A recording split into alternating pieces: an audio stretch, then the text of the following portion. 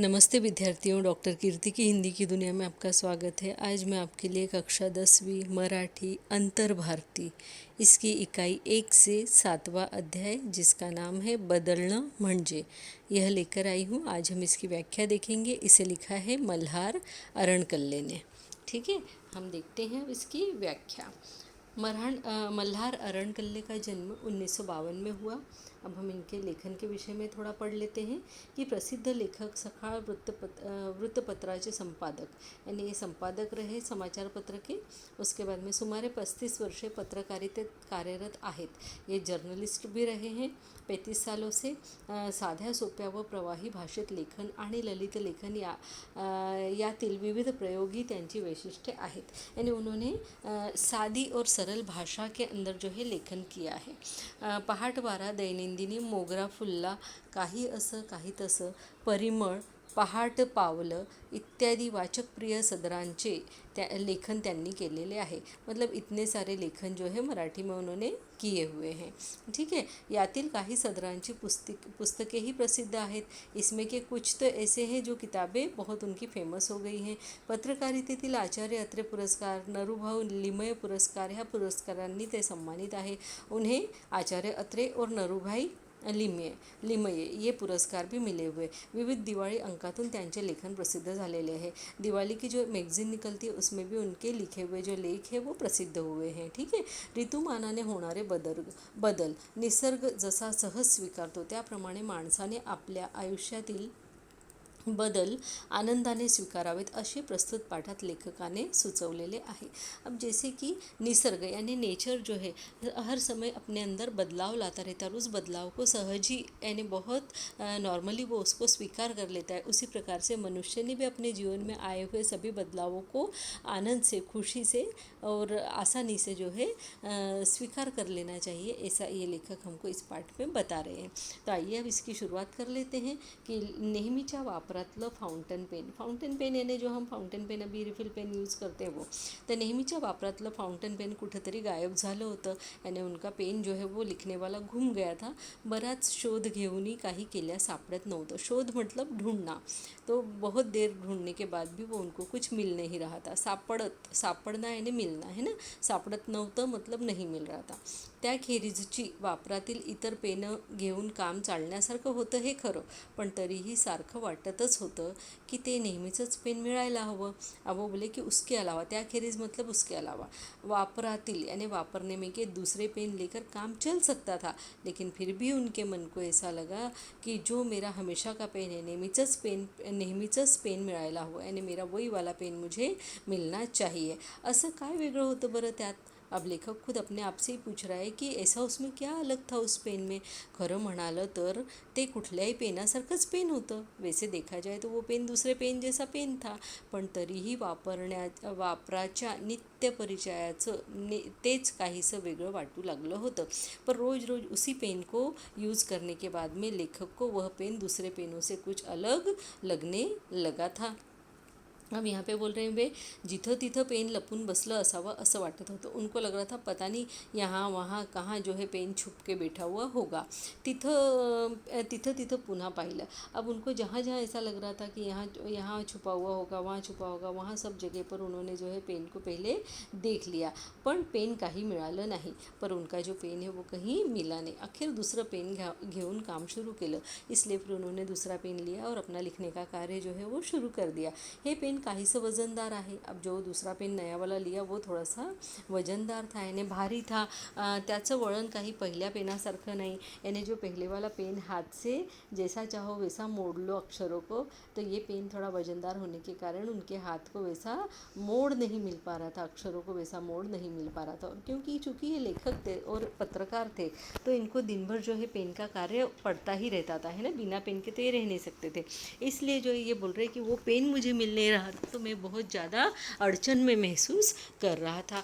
रंग ये बोल रहे हे पेन काहीसं वजनदार आहे, त्याचं वळण काही पहिल्या पेनासारखं नाही, रंगही तेवढा शोभेसा नाही. उसका रंग भी इतना अच्छा नहीं, शोभेसा नहीं मतलब अच्छा नहीं, शाई थोड़ी फिक्कटच वाटते. यानी उसके अंदर का जो इंक है वो थोड़ा फीके कलर का था, है ना. अक्षरही किरट येत आहे, और जो अक्षर है वो भी कैसे आ रहे, किरट मतलब ऐसे बारीक अक्षर जो दिखने में अच्छे पडते ना आहे ठीक से, उसको किरट बोलते हैं. ठीक है. तर अक्षरही किरट येत आहे अशी काही वागुण्ये त्यात दिसू लागली. और फिर लेखक को क्योंकि वो पेन अच्छा नहीं लगा था, तो इसके कारण उनको उस पेन में इतनी सारी बुराइयाँ, वागुण्य मतलब बुराइयाँ दिखने लगी, अवगुण दिखने लगे.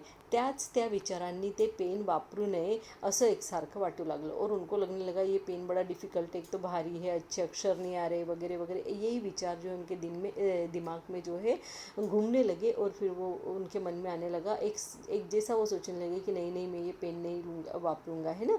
यानी नए से वो संगती नहीं बिठा पा रहे थे. एखाद दाट परिचयाची खास स्नेहातली व्यक्ती दिवसभर भेटली नाही, तिच्याशी संवाद करता आला नाही की आपण अस्वस्थ होतो. तसंच काहीसं घडलं.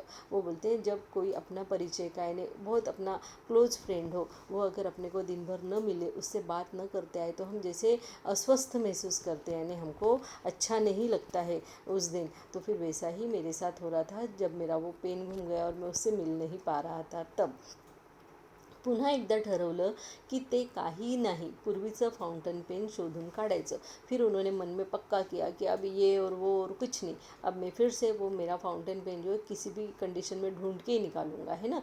असेल कुठेतरी कप्प्यात एखाद्या पुस्तकात, पण ते शोधायचंच. उन्होंने सोचा कि होगा कहीं एखादे कप्पे में, कप्पा यानी एखादे खाने में, है ना, एखादे स्क्वायर में किधर तो रखा हुआ होगा, किताबों के नीचे वगैरह इधर उधर दबा हुआ होगा, पण ते शोधायचंच. पर अब उसको ढूंढना ही है, ये लेखक ने निश्चित कर लिया.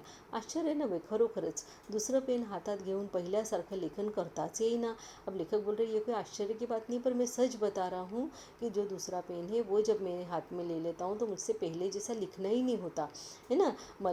मनालाही मरगट वाटू लागली. और मन में भी उनके निरुत्साह ही हो गया उनका मन. जैसे वो जो उनका चहेता पेन था वो हाथ में लेते से उनको लिखान के प्रति उत्सुकता बढ़ने लगती थी, उत्साह के साथ वे लिखने बैठते थे. परंतु ये नए पेन के कारण उनके मन का उत्साह कहीं चला गया था. बेचैनी वाढली. अब उनका मन बड़ा बेचैन हो गया.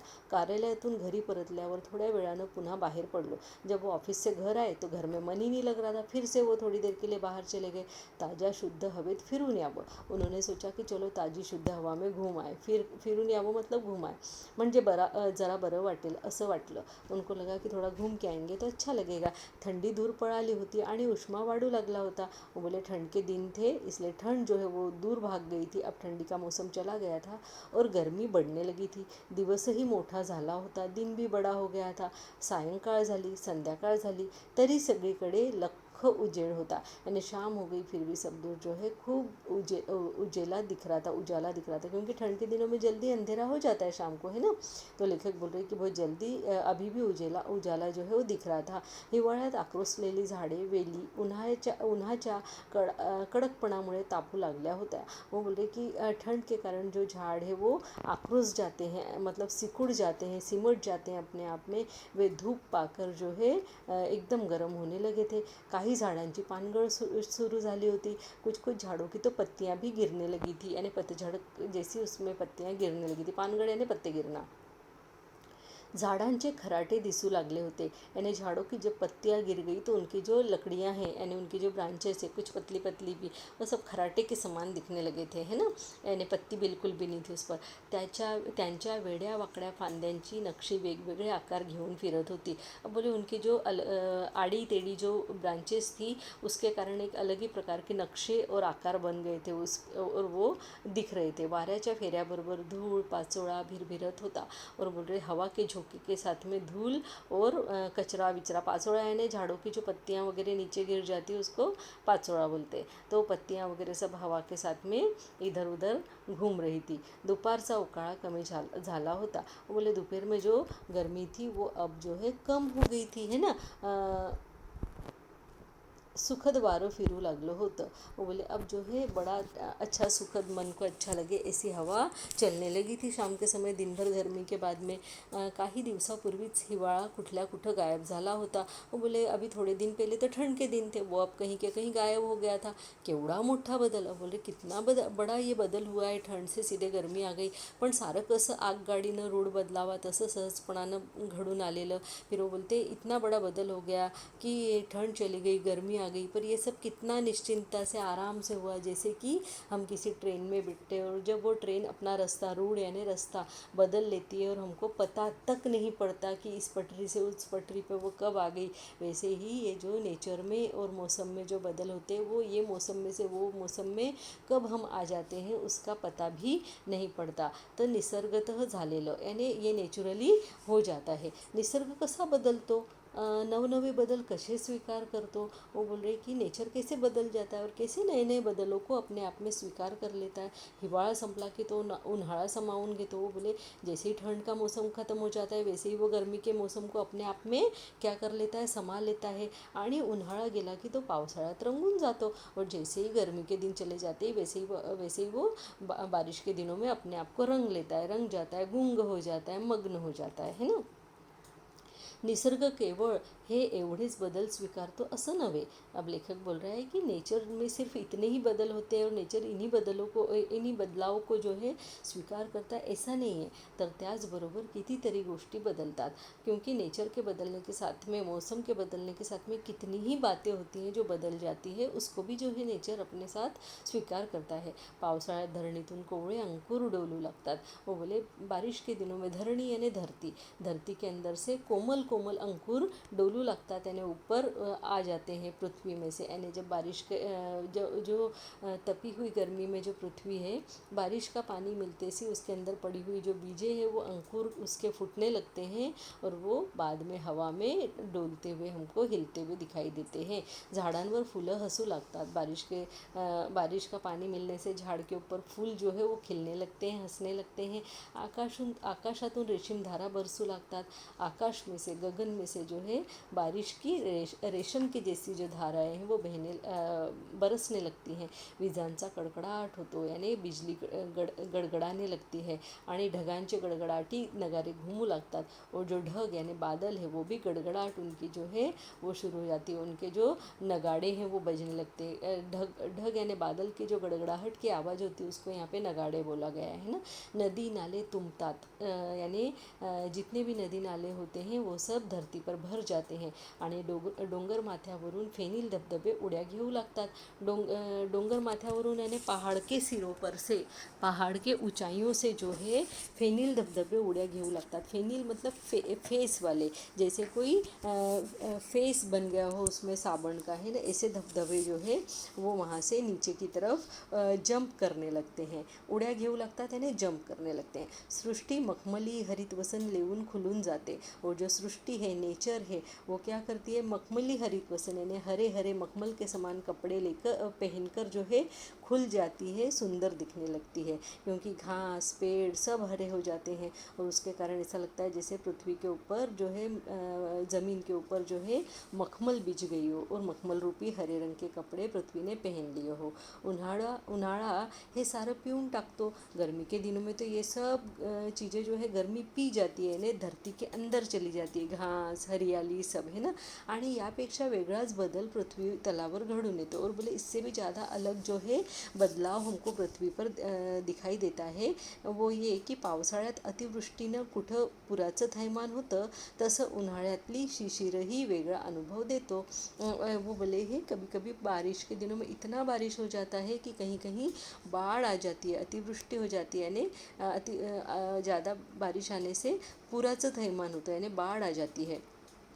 तसं उन्हाळ्यातही शिरीषही ही वेगळा अनुभव देतो. शिरीष होना चाहिए यहाँ पे, ठीक है. तो शिशिर का जो मौसम होता है वो भी उन्हाळे के मौसम यानी गर्मी के मौसम में एक अलग ही अनुभव देता है.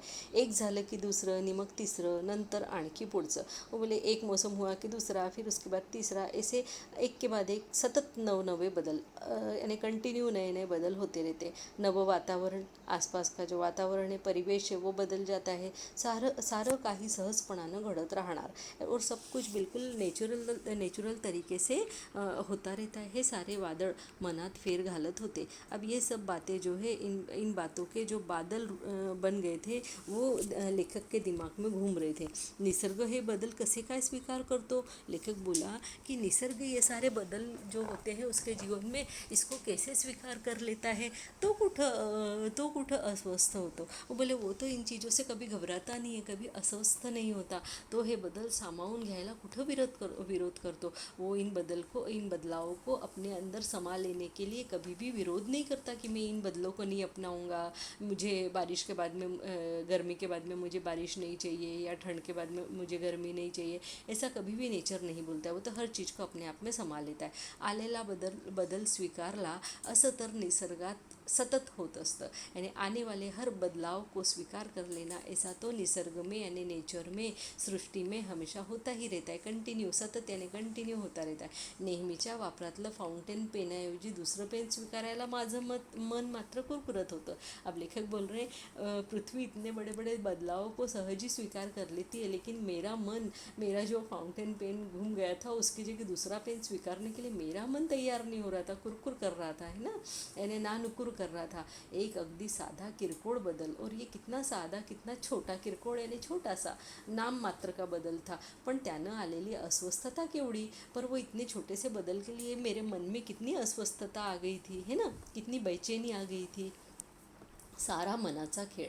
अब लेखक बोलते हैं ये सब अपने मन का खेल होता है कि हम बोलते हैं इस चीज़ के बिना मेरा काम ही नहीं चलेगा, उस चीज़ के बिना मेरा काम ही नहीं चलेगा. ये सब मनुष्य के मन का खेल होता है. बल्कि देखा जाए तो ऐसा कुछ नहीं होता. मनुष्य जो है हर चीज़ में हर जगह एडजस्ट हो सकता है.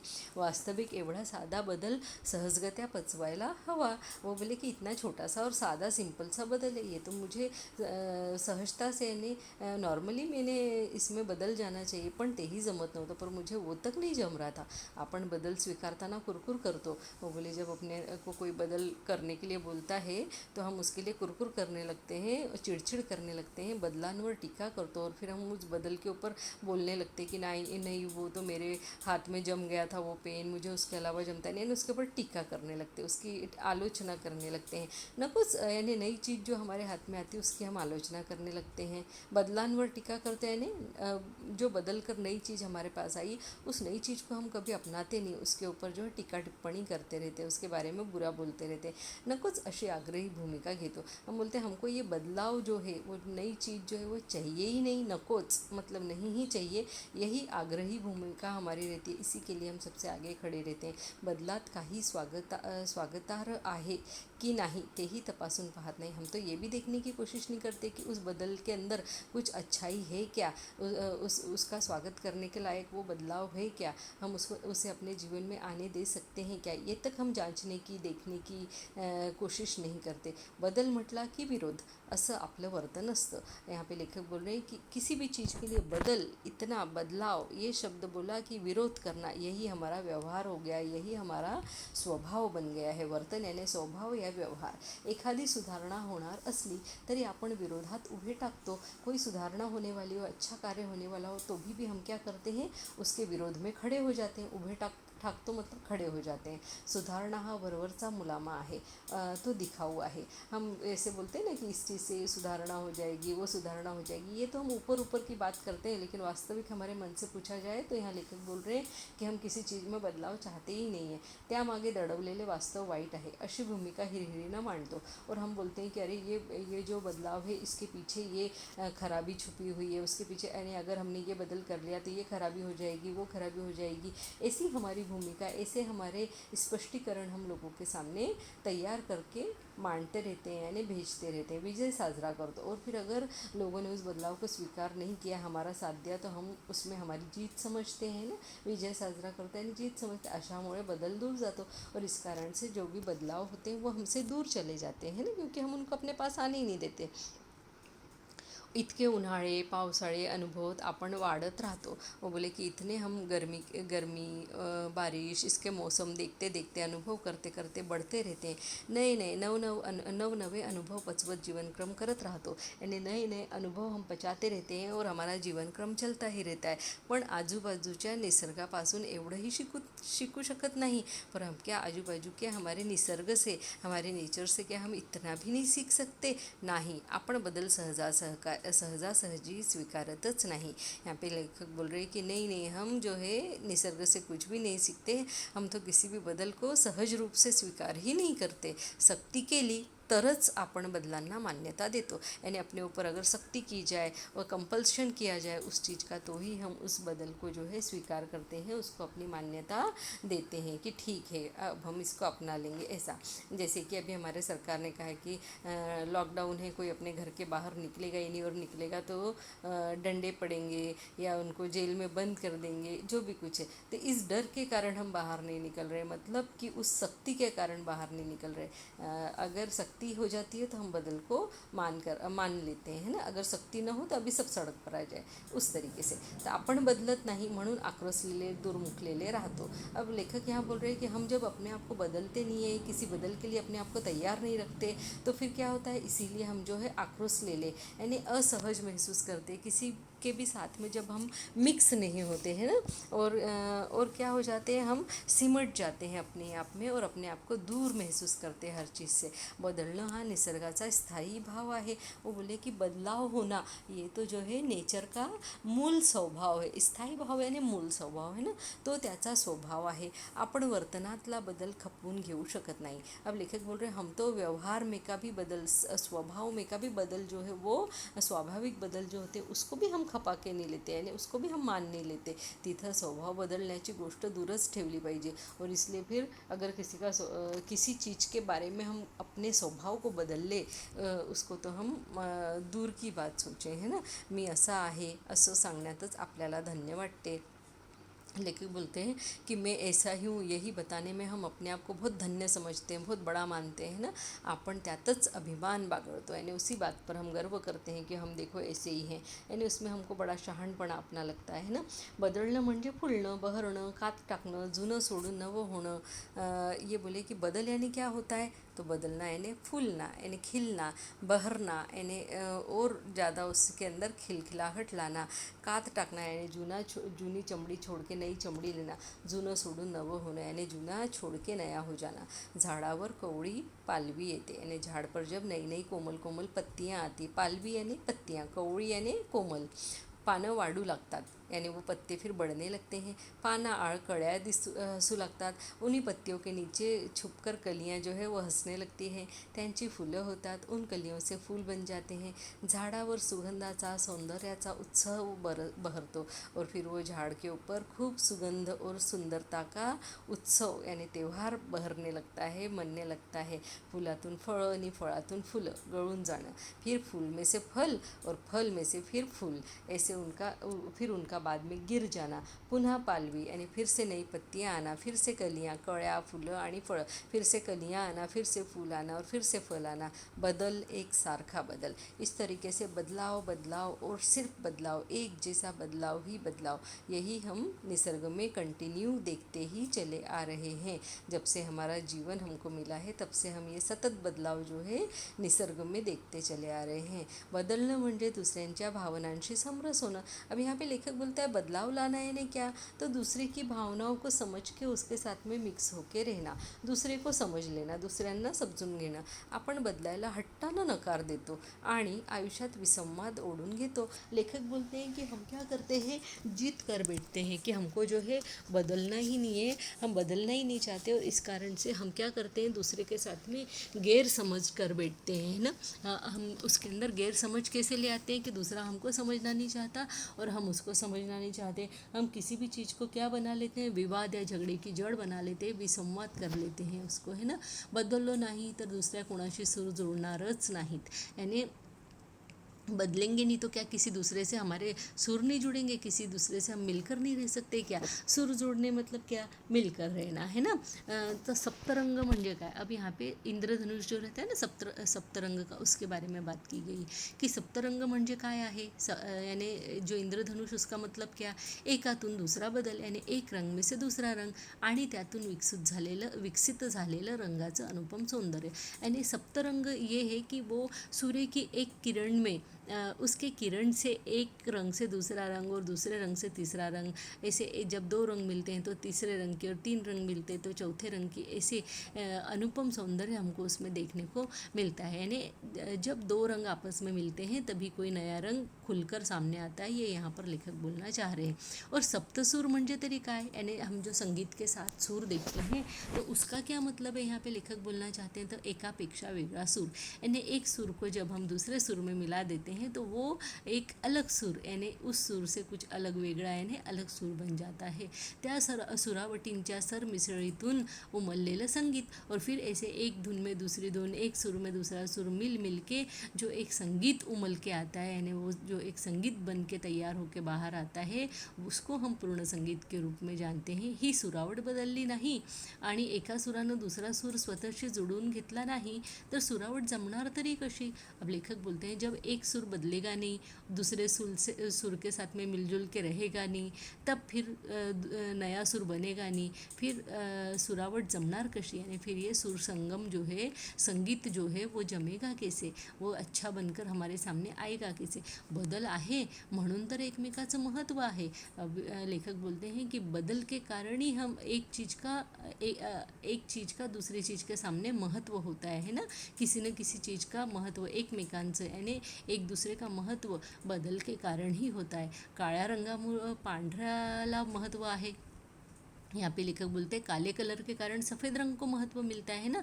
फिर हम चॉइस करते हैं ये अच्छा लगता है या वो अच्छा लगता है, तो कौन से रंग को हम कितना महत्व देते हैं ये हमारे ऊपर है. हिरव्या रंगाची खुलावट लाल रंगामुळे उजवी दिसते, यानी जब हरा रंग खूब सारा होता है और उसके अंदर एक लाल रंग का छोटा सा फूल खिले तो वो लाल रंग जो है उसके कारण ही हरा रंग सुंदर दिखता है, और हरे रंग के कारण जो है लाल रंग सुंदर दिखता है. यानी वो ज़्यादा सुंदरता उसके अंदर आ जाती है. ताण हल्का होतो तो हास्यामुळं. जब हम हंसते हैं जीवन में तो हंसने से हमारे जीवन का जो तनाव है, ताण तनाव है, वो दूर हो जाता है. हमारे टेंशन्स जो है वो दूर हो जाते हैं आणि दुःख विसरतं ते आनंदाच्या शिळकाव्यामुळं. और जो हम अपने दुःख भूल जाते वो किस कारण से, जब हम खुश रहते हैं तो हमारी खुशी का जो छिड़काव रहता है हमारे ऊपर, उसके कारण हम हमारे दुखों को भूल जाते हैं. यानी आनंद की बौछारों के कारण हम हमारे दुखों की सारी लहरों को भूल जाते हैं. लहान मूल एका खेळण्यात फार काळ रमत नहीं. यानी हम यहाँ लेखक बोलना चाहता है कि हम किसी छोटे बच्चे की तरफ देखें तो हम ध्यान से देखें तो हमें पता पड़ेगा कि कोई भी छोटा बच्चा है किसी एक काम में बहुत देर तक मग्न नहीं रहता. त्याला नाविन्याची ओढ असते, उसको नए नए खेल सीखने की ओढ रहती है, इच्छा रहती है. त्याच्या दृष्टीतच नवेपणाला समोर जाण्याचं तेज असतं. उसकी दृष्टि में, उसकी आँखों में, उसके विचारों में ही जो है नई चीज़ को अपनाना, उसका जो है सामोरे जाना, यानी उससे लड़ने के लिए तैयार रहना, नई चीज़ के लिए तैयार रहना, चाहे वो कितनी भी अच्छी हो चाहे बुरी हो, उसमें कितना भी खतरा हो, वो खतरा मोल लेना, उसके लिए वो हमेशा तैयार रहता है. आपण वाढत्या वयाबरोबर हा तजेला हरवून बसतो. लेखक बोलता है जैसे जैसे हम बड़े होते जाते हैं वैसे वैसे अपने मन की ये बदलने की इच्छा शक्ति को हम भूल जाते हैं, गुम कर देते हैं. हरवून बसतो मतलब घुमा कर बैठ जाते हैं आणि एका गोष्टी से जखड़ून पड़तो, और हम किसी एक ही बात को जो है पक्का जखड़ कर रख लेते हैं, यानी पकड़ कर रख लेते हैं. नौकरी तो ही बदली अपन टाळतो. वो बोलते हैं कि कहीं हम जॉब भी कर रहे हो तो उसमें भी अगर कोई बदली होने वाली हो, ट्रांसफ़र होने वाला हो, तो हम उसको टाल देते हैं क्योंकि हम दूसरी जगह जाना ही नहीं चाहते, हम बदलाव लेना ही नहीं चाहते. बदलीच्या गावाला जाणं, तिथला निसर्ग, माणसं न्याहाळणं, त्या प्रदेशाशी एकरूप होण्यातला आनंद घेणं, त्याला आपल्या लेखी काहीच महत्त्व नसतं. यहाँ पे लेखक बोलते हैं कि अगर हम कहीं जॉब कर रहे हो, उससे अगर हमारी बदली हो रही हो वहाँ से, तो उस नए गाँव में जाना, वहाँ का निसर्ग यानी नेचर देखना, वहाँ के लोग मानसं निहाळणं यानी वहाँ के लोगों को देखना, वो लोग कैसे रहते हैं, उनका रहन सहन, रीति रिवाज ये देखना, या उस प्रदेश से जाकर एक रूप हो जाओ, उसमें समरस हो जाओ, उसमें मिल जाओ, मिक्स हो जाओ और फिर वहाँ का आनंद लो, वहाँ मजे लो, त्याला आपल्या लेखी काही महत्त्व नसते आणि उस चीज़ को मनुष्य के नज़रों में कोई भी कीमत नहीं होती है. आपल्याला बदलायचं नसतं. लेखक यहाँ बोलना चाह रहा है कि अब हमको बदलना ही नहीं रहता है. मनुष्य जो है बदलना ही नहीं चाहता है, म्हणूनच आपण बदली टाळतो और इसीलिए मनुष्य क्या करता है, बदल टाल देता है, बदली टाल देता है, ट्रांसफर जो है वो टाल देता है. बदला कडं पाहण्याची दृष्टी बदलण्यापासूनच आपण बदलांना स्वीकारण्याचा अभ्यास शुरू करू है ना. यहाँ पे वो बोल रहे कि बदल की तरफ, बदलाव की तरफ देखने की जो हमारी दृष्टि है उसको बदल कर ही हम बदल को स्वीकार करने का जो प्रैक्टिस है उसको शुरू कर सकते हैं. डावं उजवं ज़रूर तपासा यानी किसी भी चीज़ का गलत सही गलत अच्छा बुरा ये ज़रूर तपास के देखो, ज़रूर जांच के देखो, पण बदलणारच नाही अशी एकांगी भूमिका घेऊ नका. पर मैं बदलूंगा ही नहीं ऐसी एक ही भूमिका, एकांगी भूमिका मत लो कभी भी. नव्याचं स्वागत करायचा संदेश यानी नई चीज़ का स्वागत करने का जो संदेश है यानी जो सूचना है वो वसंत गमनाबरोबर आपण स्वीकारणार का. यानी वसंत का जो ऋतु है वह जा रहा है, तो अब इस ऋतु के जाने के साथ में हम बदल को जो है वो स्वीकार कर लेंगे क्या, यहाँ पे ये कवि लेखक कहना चाह रहे हैं. तो विद्यार्थी मित्रों, अब मुझे पूर्ण विश्वास है कि आपको ये जो लेसन है बदलना म्हणजे ये अच्छे से समझ में आ गया होगा. अगर इसमें किसी भी प्रकार की कोई प्रॉब्लम हो, परेशानी हो तो आप मुझे कमेंट बॉक्स में लिखकर पूछ सकते हैं. आपको ये वीडियो कैसा लगा ये मुझे कमेंट बॉक्स में लिखकर ज़रूर बताइए. मेरे इस चैनल को लाइक कीजिए, सब्सक्राइब कीजिए और शेयर करने को भी ना भूलिए. और घर में बैठकर पढ़िए, आपको मटेरियल मिल रहा है, पूरा स्टडी मटेरियल मैं आपको देने वाली हूँ. अपने फ्रेंड्स के साथ में शेयर कीजिए और घर में बैठकर सुरक्षित रहकर सुरक्षित तरीके से पढ़िए. धन्यवाद. नमस्ते.